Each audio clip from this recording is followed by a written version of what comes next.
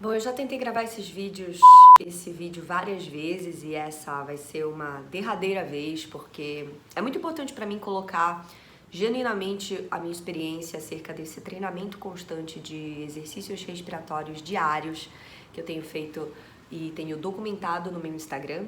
O Instagram é @leão.ad. Lá eu falo bastante sobre o quanto esse treinamento tem me ajudado, o quanto eu acredito na consciência respiratória como um processo de remodelar o nosso comportamento e nos preparar melhor para viver nesse mundo, para quebrar paradigmas e se adaptar a tantas mudanças que têm surgido. E é muito louco quando eu paro para pensar que fazer esse documentário, diário de treinamentos é um compromisso que, de uma certa forma, eu estou estabelecendo com o meu público, com as pessoas que me assistem, que me veem como uma certa autoridade no assunto, mas, sobretudo, um compromisso comigo mesma, sabe? Parece que eu assumi um acordo, quase que um namoro, de dedicar ali um tempo da minha vida para mim, para o meu desenvolvimento.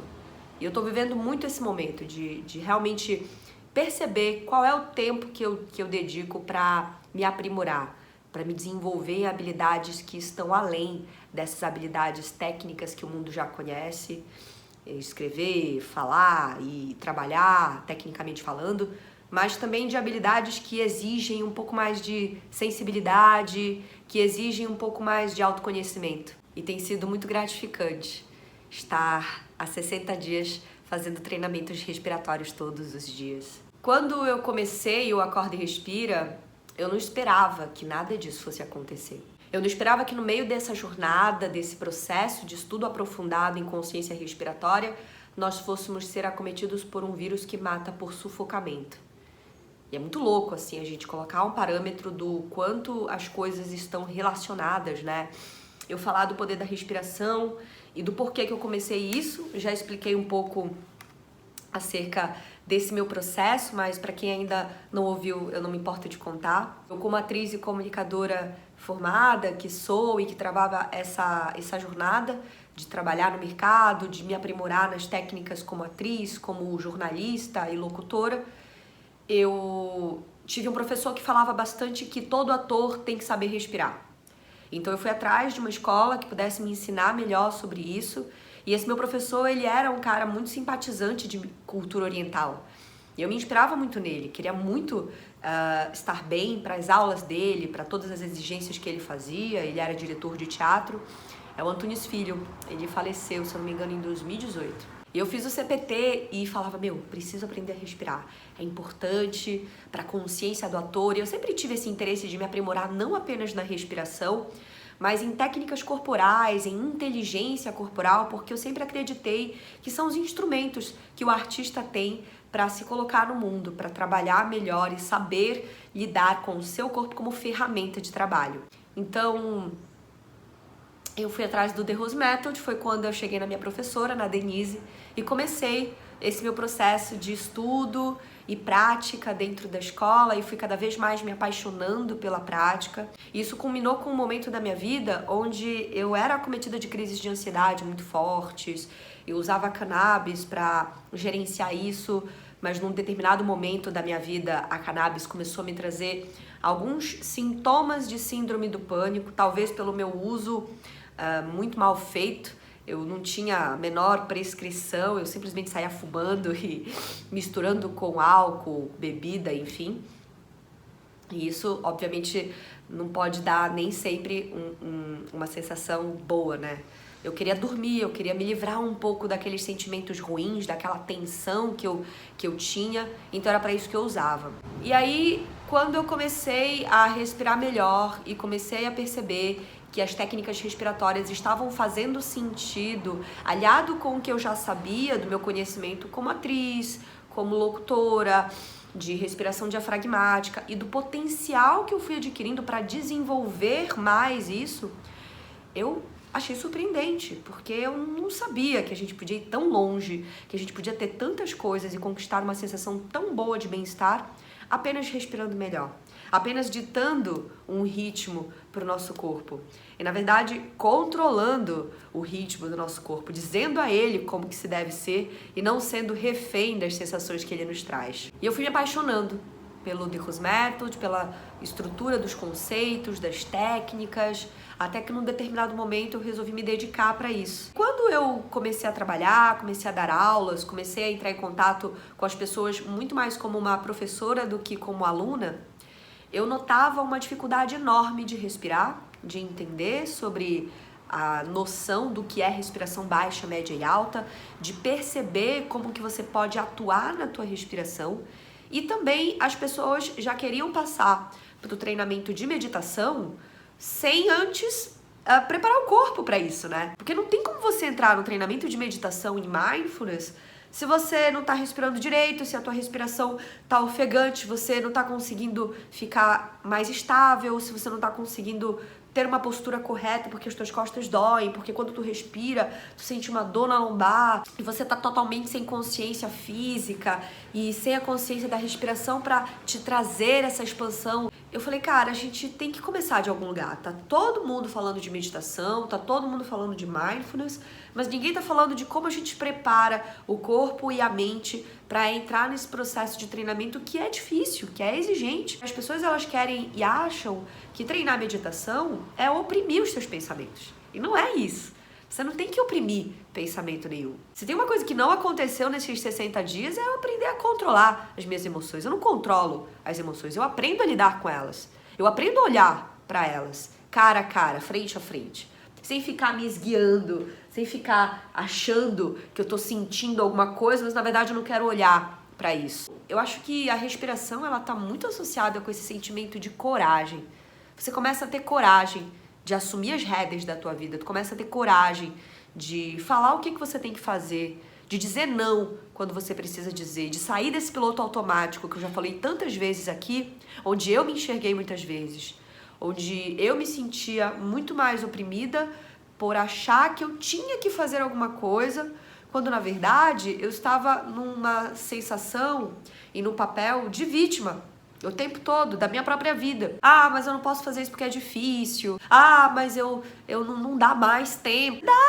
Dá tempo. O meu processo é só diferente do das outras pessoas. E eu não tinha clareza para enxergar isso melhor. E isso influenciou muito no meu trabalho como atriz, porque influenciou muito na minha decisão de parar de focar tanto no meu trabalho como atriz para focar num outro trabalho onde eu me enxergo e me vejo muito mais adequada, onde eu me sinto melhor em estar. Não há nada de errado com isso. Mas para eu mudar isso, foi preciso que eu, de fato, assumisse essa crença. E para eu assumir essa crença, foi preciso eu me desvencilhar de uma outra crença que eu tinha criado por muitos e muitos anos. Isso vai na direção de nós estarmos perante um momento da nossa vida que nos exige adaptabilidade, que nos exige um melhor contato com a tecnologia, uma melhor relação com essa tecnologia e com essa organização social que mudou. Não é mais a mesma depois do vírus, depois dessa pandemia. E não vai ser. E não é porque a gente mudou que a gente mudou para pior. Não, a gente só mudou. Se você vê isso como pior, tem a ver com os teus pontos de vista, tem a ver com a forma como você lida com a sua vida. E eu acredito que tudo isso passa por respiração. Tudo isso passa pela maneira como você interage com o externo, pela maneira como você está atento à sua interação com o externo. Eu anotei aqui algumas questões que são importantes da gente falar do quanto esse treinamento de respiração consciente, diário, traz resultados positivos para a nossa saúde, para a nossa imunidade e para nós estarmos preparados perante qualquer coisa que a gente venha a ter, né? Pelo simples fato da gente respirar melhor. A gente tem um aumento do nível de oxigenação do sangue e isso contribui bastante para o equilíbrio ácido-base do corpo. O corpo, ele tem um pH sanguíneo que está entre 7,4 e 7,3. E é um pH alcalino que propicia do nosso sistema dele funcionar melhor. Mas a gente está exposto a tantos estressores externos, a poluição, os agrotóxicos nos alimentos, as toxinas nos industrializados e tantos produtos químicos, até o alumínio do desodorante, o flúor da pasta de dente. É tanta coisa que vai interferindo no nosso sistema que muitas vezes a gente tende a deixar o pH sanguíneo, o pH do corpo mesmo, num pH mais ácido. E o corpo num pH ácido, ele tá mais disponível para bactérias, para invasores externos. Então olha só a importância de você colocar mais oxigênio para dentro. Olha só a importância de você fazer o simples fato de expandir essa tua capacidade de absorver oxigênio do ar. Porque as pessoas também confundem a ventilação pulmonar com o processo respiratório. A ventilação pulmonar, ela é o processo do nosso pulmão ter a elasticidade de abrir, expandir e retrair. E a respiração, ela está associada com processos biológicos, com respiração celular, com as trocas gasosas que acontecem nos alvéolos pulmonares. Então, são coisas diferentes. E por isso que é importante da gente estudar isso quando a gente está focando numa melhoria de qualidade de vida e aumento de níveis de saúde por um viés natural, né? Que é a amplitude da tua consciência respiratória. Os hábitos também interferem bastante, até a qualidade do teu sono interfere no equilíbrio ácido-base do teu corpo. E quando a gente coloca mais oxigênio para dentro, a gente ganha a possibilidade de equilibrar mais, porque o oxigênio, ele traz para o corpo essa qualidade de ele ficar mais básico e menos ácido. Então você contribui para esse equilíbrio à medida que você coloca, que você absorve mais oxigênio. Então esse é um dos pontos, né? Um dos benefícios que você tem. Outro resultado legal da gente pontuar é a melhora do condicionamento cardiorrespiratório. Assim, o coração, ele é um órgão que dita o ritmo do nosso corpo. E ele é um músculo. À medida que a gente vai envelhecendo, com o passar dos anos, esse músculo, né, vai ficando mais fraco. E a importância da gente ter um coração forte ao longo da vida não está associada só com a prática de exercícios físicos, mas também os exercícios físicos, porque, obviamente, eles contribuem para que o coração se mantenha batendo e regulando esses movimentos, ou seja, ele está sempre em atividade, ele está sempre trabalhando esse condicionamento. Mas também, quando a gente respira mais, a gente ganha essa potencialidade de expandir a nossa capacidade cardiorrespiratória, porque o coração está muito associado à atividade dos pulmões, eles estão ali diretamente ligados. E toda a funcionalidade das artérias de levar oxigênio para o corpo, de bombear esse oxigênio para o corpo, que está associado com o movimento, melhora e muito quando você tem uma consciência de respiração. Não basta você apenas aumentar a velocidade cardiorrespiratória se você não aumenta a amplitude dessa respiração. Muitas vezes as pessoas que praticam atividades físicas, elas me colocam que é difícil avançar quando já se chega num determinado ponto, porque você não tem uma melhora de consciência respiratória. Então você não consegue absorver mais oxigênio para você ter mais energia para mudar de fase na tua prática física. Então a amplitude da respiração é diferente da velocidade.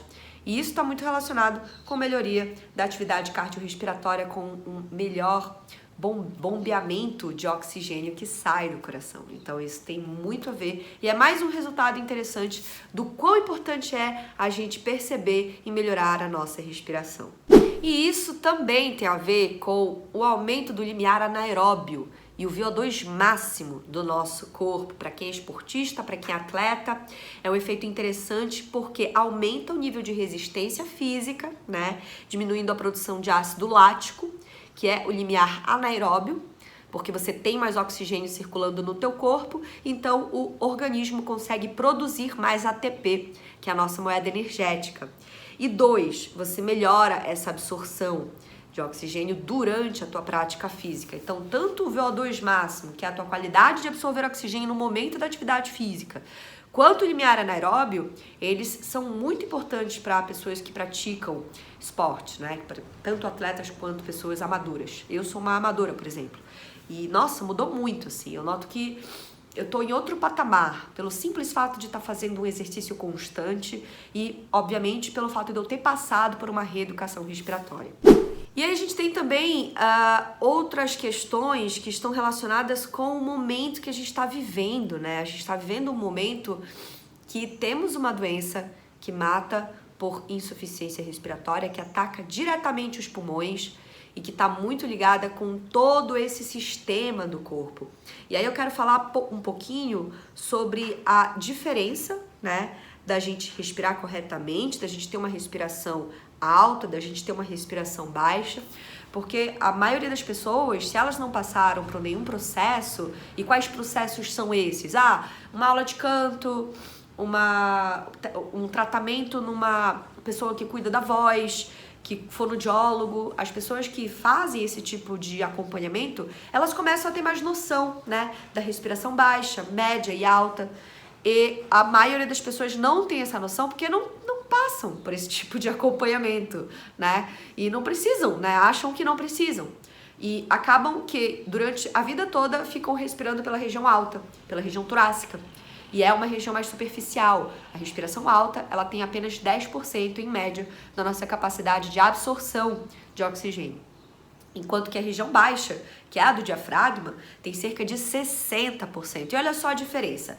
Uma vez eu falei num vídeo, e é importante eu corrigir aqui, o movimento do diafragma, porque ele é um músculo que tem mais ou menos esse formato. Não é que o diafragma faça assim, é porque ele já tem esse formato de alça de balde.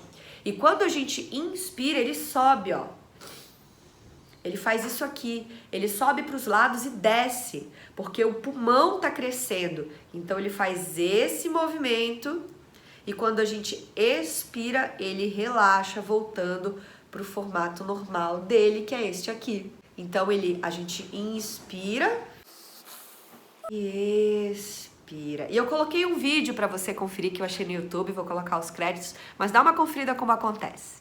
Olha, o ar deverá entrar pela boca e pelo nariz, passando pela faringe, laringe, traqueia e brônquios, enchendo os pulmões. O tórax se expandirá. O músculo que separa o tórax do abdômen vai descer e cuidar do ar inspirado. É preciso fazer uma pressão para baixo, uma pressão muscular mantida no diafragma e o cuidado do ar. Sobe, ele vem para cima quando os pulmões se comprimem e ele volta ao seu tamanho normal. E esse é o movimento contínuo que acontece. E percebe como tudo isso tem relação com uma atividade do nosso organismo que é autônoma. A gente, ao longo da vida, a gente não para pensar, para respirar. É por isso que a respiração é gerida pelo sistema nervoso autônomo. E executando minuciosamente esses exercícios de maneira diária e constante, o mesmo treinamento, eu noto que da mesma maneira como eu estou ganhando mais consciência sobre essa atividade autônoma do meu corpo, isso me abre portas para uma consciência maior de tantas outras atividades, de tantas outras sensações e percepções do meu corpo que também são feitas de maneira autônoma. Diante disso, eu posso dizer e trazer uma hipótese de que a respiração ela é um portal. Ela é um portal de acesso para o desenvolvimento humano. Deixa passar esse carro aí. No tempo que eu tomo o meu café, que é fui tomar juízo, mas só tinha açaí. Aqui no caso não é nem açaí, nem juízo, é café mesmo. Mas voltando ao meu assunto que eu estava dizendo há pouco, o lance de você ter uma consciência maior sobre tudo que é autônomo no teu corpo. Eu arrisco dizer que a respiração ela é um portal. Ela é um portal de acesso para o aprimoramento humano. Um portal de desenvolvimento em que vamos além do instinto, onde a gente subestima essa qualidade instintiva e natural e começa a aprender a gerenciar e a controlar de maneira favorável tantos outros sistemas, tantas emoções e pensamentos, e isso interfere diretamente na nossa realidade, porque interfere na maneira como a gente age, na maneira como a gente processa essa realidade. Tem um lance que tem acontecido que é tipo assim, eu tô vivendo uma situação e eu quero agir perante aquela situação, eu tenho uma reação, eu quero falar alguma coisa que eu penso, eu quero colocar alguma determinada questão. A gente tem esse impulso de reagir perante um estímulo. E isso acontece quando, por exemplo, eu quero fazer comentários nas redes sociais, eu quero debater com alguém e colocar a minha opinião. E eu noto que o que tem acontecido, eu tenho estado menos reativa e impulsiva, ou quando essa reatividade, essa impulsividade, ela acontece, eu tenho vontade de fazer, eu sempre paro para pensar e falo, mas peraí, o que está movendo realmente essa minha atitude? O que está movendo essa minha atitude é a minha necessidade de colocar o que eu penso, o que eu acho, o que eu acredito? Ou muitas vezes é uma insegurança que me leva a querer me afirmar? É um medo que me leva a querer compartilhar? É uma carência que me leva a querer reclamar, cobrar? Então, isso realmente é muito mágico, sabe? Porque é um nível de inteligência autônoma das nossas emoções que, como eu disse no início do vídeo, não tá tirando a legitimidade daquilo que eu sinto e nem tá controlando o que eu sinto, mas tá me fazendo identificar de maneira mais rápida, tá me fazendo lidar com estes sentimentos de maneira mais embrionária. E aí eu não deixo isso crescer, eu não deixo isso crescer no meu corpo, eu não deixo isso crescer nos meus pensamentos, eu não crio projeções que me levam para lugares diferentes e muitas vezes que não me ajudam, né? E às vezes é assim que a gente cria processos de ansiedade e depressão. É quando a gente tem um sentimento primário que é o medo. E a gente alimenta esse medo, a gente alimenta essa sensação e isso vai crescendo, crescendo, crescendo. E quando a gente vê, a gente não consegue sair de casa. Porque a gente não lidou com essa situação. Eu não tô falando aqui que as pessoas são fracas ou que as pessoas não estão lidando com os seus sentimentos delas. Eu tô contando o meu processo e do quanto eu acredito que a respiração consciente é um portal de acesso pra gente se aprimorar em todos os âmbitos da nossa vida. E mantendo o corpo alcalino, como eu falei sobre o equilíbrio ácido-base, a gente está se protegendo, né? A gente está ampliando a nossa imunidade. E isso tem muito a ver com Covid-19, porque um corpo mais protegido é um corpo que melhor responde em termos de imunidade, vírus e qualquer outra ameaça externa. E aí eu quero falar de um assunto que eu não sei se vocês já ouviram aqui, provavelmente já viram especialistas falando, sobre a tempestade de citocinas, que é um dos principais fatores que levam as pessoas a óbito quando elas estão com Covid. É quando o nosso corpo, ao reconhecer a presença do vírus, ele aciona certos mecanismos, né? Ele libera uma série de proteínas que regulam a nossa resposta imunológica. E essas proteínas são as citocinas. Eu fiz outro vídeo, eu chamei de ocitocina, e depois eu me toquei que são coisas completamente diferentes, né? Elas são como agentes inflamatórios que estão ali mandando uma resposta para o nosso corpo liberar células de proteção, né? Células de defesa para combater o vírus. Acontece que o corpo acaba fazendo essa produção exagerada de citocinas.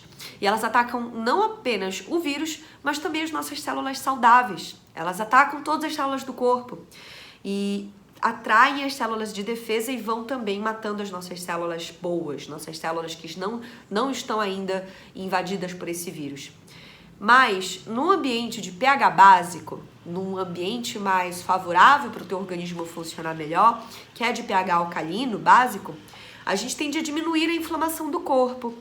E quanto menos inflamados nós estamos, menores as chances de ataque do sistema imunológico, caso a gente tenha algum tipo de doença. Então, olha só, né? Eu acho que isso faz com que a gente pare para refletir nos nossos processos de prevenção e nas nossas rotinas de cuidar da imunidade. Não vale a pena só você tomar própolis e vitamina C.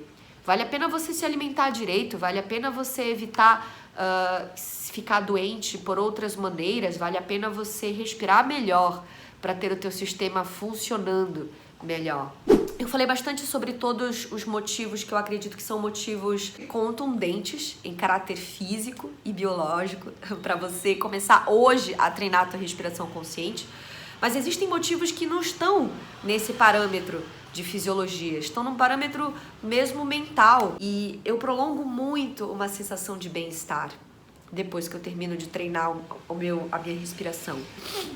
E aí eu já tô passando para um patamar de você ir além da tua consciência respiratória, mas de você manter uma prática de respiração consciente, que é o que eu venho fazendo ao longo desses 2 meses. Eu venho treinando diariamente a minha respiração consciente, ritmada. Tem um protocolo de treino que eu sempre faço, que eu vou fazer aqui com vocês. E isso dita um ritmo para o corpo. O cérebro gosta de ritmo, porque ele consegue antecipar as respostas do corpo. Então, para ele, é muito interessante que a gente administre esse ritmo. E quando a gente faz uma respiração ritmada, né, quando eu uso o metrônomo nos treinamentos, nas lives que eu faço, é exatamente isso que eu tô buscando. Eu tô buscando te orientar num ritmo biológico que vai fazer com que você perceba, com que o teu cérebro perceba que uma organização está sendo feita ali. O negócio não tá bagunçado. E quando você organiza o ritmo do corpo, você organiza tudo no seu devido lugar. E até mesmo os pensamentos, até mesmo as sensações de medo, de ansiedade. Você coloca elas no seu devido lugar. Você não dá vazão para elas tomarem conta da tua mente de uma forma repentina, porque você está desatento para aquilo. Você deixa ela no seu lugar.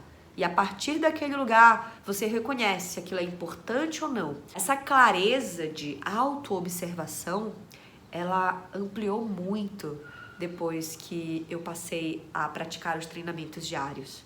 Sem contar nessa sensação de bem-estar que meu mundo pode estar caindo. Posso estar com vários desafios aí para lidar. Mas se eu paro para respirar e se eu fecho os olhos e me concentro por 10 minutos que seja, eu noto que são apenas questões que estão postas ali por uma escolha minha, por uma responsabilidade minha, e que a partir daquele momento eu posso dar o meu melhor para resolver, da maneira como pode se resolver. Porque se você se estressa, se você grita, se você discute com as pessoas, se você se cobra, se você se exige demais, você está gastando mais energia em coisas que, se você parar para pensar de uma forma bem direta e objetiva, não vão mudar o cenário, não vão mudar a situação que tu tá vivendo, né? Essa sensação de equanimidade que o próprio Goleman da inteligência emocional traz pra gente, num conceito em que a gente realmente está subestimando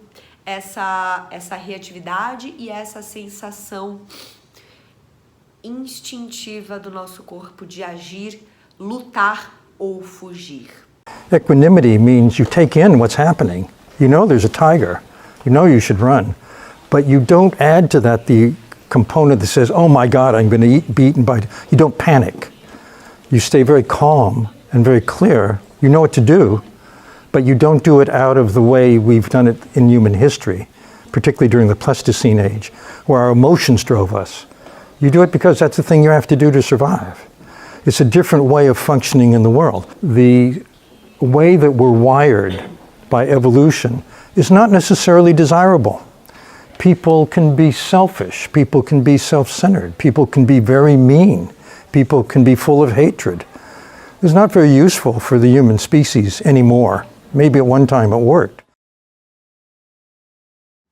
E o quanto que isso não é importante numa sociedade que muda a cada dia, numa organização social que está mudando. Nós estamos vivendo uma mudança muito significativa nesse momento, e não à toa todas essas habilidades socioemocionais, eu já falei aqui e vou repetir, são vistas como soft skills, que no mundo corporativo têm sido cada vez mais exigidas e propagadas entre pessoas, CEOs, chefes de grandes empresas. Por isso que essas pessoas estão treinando meditação, por isso que essas pessoas estão recorrendo à respiração consciente e a tantas outras ferramentas que trabalham essa qualidade sutil da gente se relacionar melhor com as pessoas, da gente ser exemplo para essas pessoas, não apenas exemplo em escrever textos, em fechar negócios, ou exemplos de vendas, exemplos de colocar parafusos, mas exemplos de comportamento,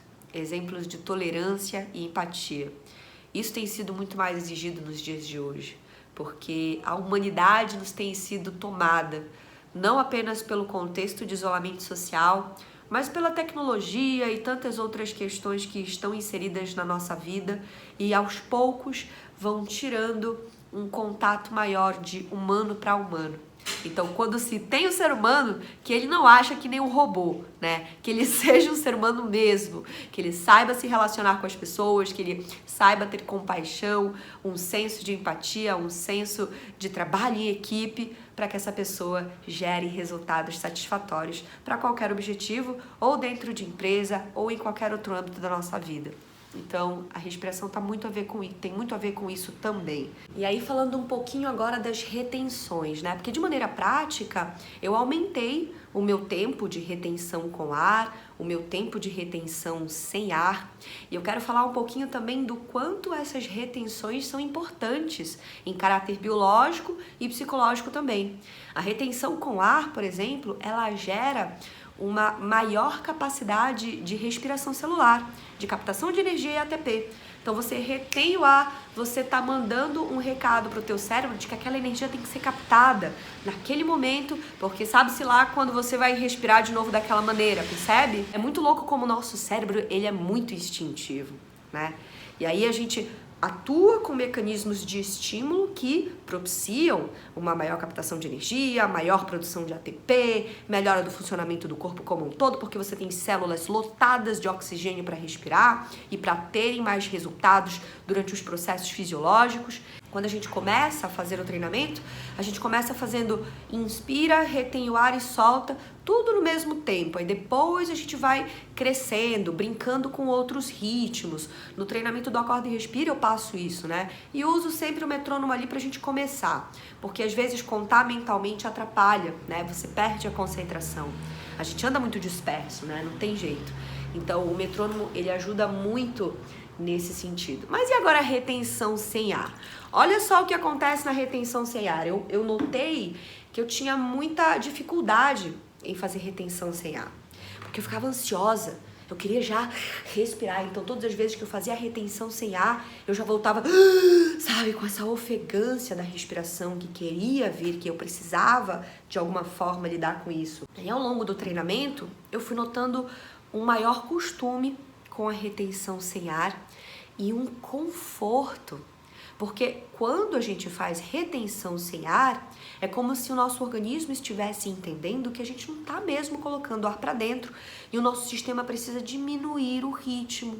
Então, todo o nosso funcionamento é como se ele fosse aos pouquinhos se tranquilizando, diminuindo a velocidade, porque a gente está com pouco ar disponível. Então, a retenção sem ar, ela atua muito em treinamentos para estabilidade emocional e gerenciamento de estresse, por causa desse nível basal que a gente vai adquirindo quando a gente passa a praticá-la de uma forma constante, sem contar nesse diálogo, né, que é muito instintivo. Que eu faço a retenção sem ar e a minha mente já fica me acionando, né? Olha, você tem que respirar, olha, você tem que respirar. O sistema nervoso simpático falando, olha, tem que respirar, a gente precisa de energia, a gente precisa de energia. Biologicamente falando, a gente tem uma possibilidade de ficar até 4 minutos sem respirar. Não mais do que isso, mas em torno de 4 minutos todo mundo consegue. E o que faz a gente respirar mesmo? É o sistema nervoso. É o acionamento orgânico do corpo que fala, ó, tem que respirar. Ó, a gente tá precisando de oxigênio. E começa a bombear os teus pensamentos, bombardear de sensações e de fazer crescer estímulos que te façam respirar. Então, o treinamento também das retenções, ele tem me feito prestar atenção nesse mecanismo do sistema nervoso e de gerenciar isso. E como eu gerencio isso? É como se eu criasse um diálogo interno mesmo, sabe? Tá tudo bem, eu consigo ficar. Tá tudo certo, tô conseguindo gerenciar isso aqui, tá tudo bem. Eu já vou respirar. E aí eu tenho melhorado essa reação de ofegância que muitas vezes acontece e também tenho melhorado tantos outros diálogos internos que podem acontecer para frearem processos de ansiedade, frearem processos de impulsividade emocional, sabe? De perceber mesmo, calma, tá tudo bem, é só respirar um pouquinho melhor e dar um passo atrás com o instinto, frear essa nossa capacidade que nos salvou a vida, tá, gente? Eu não tô dizendo aqui que o nosso senso instintivo, ele não é útil. Foi ele que nos trouxe até aqui. Foi ele que nos deixou desesperados e projetou 1000 tragédias quando o urso tentou nos pegar e a gente saiu correndo e fugiu dos predadores no tempo das cavernas. Acontece que a gente não vive mais no tempo das cavernas, então tá na hora da gente realmente agir como homo sapiens e ir além desse instinto, não deixando que ele nos acometa e nos cause algum tipo de mal, algum tipo de reação negativa. Porque o que a gente quer é ser melhor, o que a gente quer é ter qualidade de vida, sobretudo no momento de pandemia. Tem uma frase maravilhosa do De Rose que eu quero ler para vocês, que é: a respiração consciente permite com que possamos romper a barreira entre o consciente e o inconsciente. E eu acho lindo, porque tem muito a ver com esse processo que eu falei de subverter o próprio instinto. Então, esses são alguns dos efeitos e das sensações ao meu compartilhar pessoal desses 60 dias respirando de forma consciente.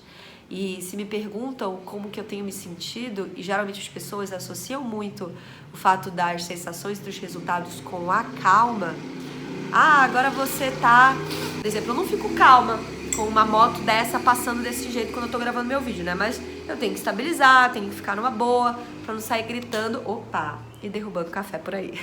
E só pra finalizar, quando as pessoas falam, ah, você tá mais calma, né? Você tá... Não é que eu esteja mais calma e mais tranquila. Eu me sinto mais inteligente mesmo, sabe? Eu me sinto com mais clareza sobre tudo o que acontece dentro de mim. Cada vez mais é como se eu percebesse a mim mesma, percebesse as emoções primárias que geram determinadas reações. E isso me evita muitas discussões, me evita muito desgaste mental em coisas que no fim eu percebo que são pura projeção da minha cabeça e que não fazem parte da realidade de fato. E me economiza energia, saúde, qualidade de vida, qualidade e saúde mental. Então, os 60 dias respirando, eles só me têm feito uma pessoa melhor. E também percebido hábitos destrutivos meus que estão ligados à ansiedade. Eu falei pra vocês do meu dedo, né? Olha aqui o meu dedo. Ele tem até um calinho de tanto que eu ruía o bichinho. E não vou dizer pra vocês que eu não ruí, que eu não botei na boca nesses 60 dias. Sim, mas eu tô muito mais atenta a eles. E criando um gatilho, uma recompensa no ato de roer, antes de eu começar a roer, eu lembro da sensação de ter as minhas mãos bem feitinhas, como eu tô indo fazer agora a unha, exatamente para eu manter essa sensação. E eu prefiro muito mais ter a minha unha feitinha, bonitinha e bem arrumada do que deixar ela toda ruída, sangrando e me incomodando. Então é como se eu estivesse substituindo uma recompensa pela outra.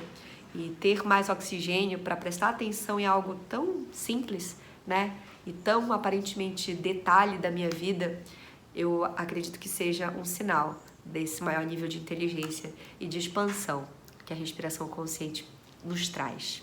Eu espero que você tenha gostado desse vídeo de verdade e realmente acredito na respiração consciente como algo que pode nos curar e ser um portal de cura para toda e qualquer doença. E o quanto eu puder contribuir para essa missão de disseminar autoconhecimento para as pessoas, eu vou estar nesse lugar de falar e compartilhar ensinamentos e aprendizados, sempre com vistas a falar de respiração consciente, meditação e performance. Se você gostou desse conteúdo, não esquece de curtir, compartilhar com as pessoas que você conhece, com os seus amigos e amigas e assinar o nosso canal. Um grande beijo e até mais!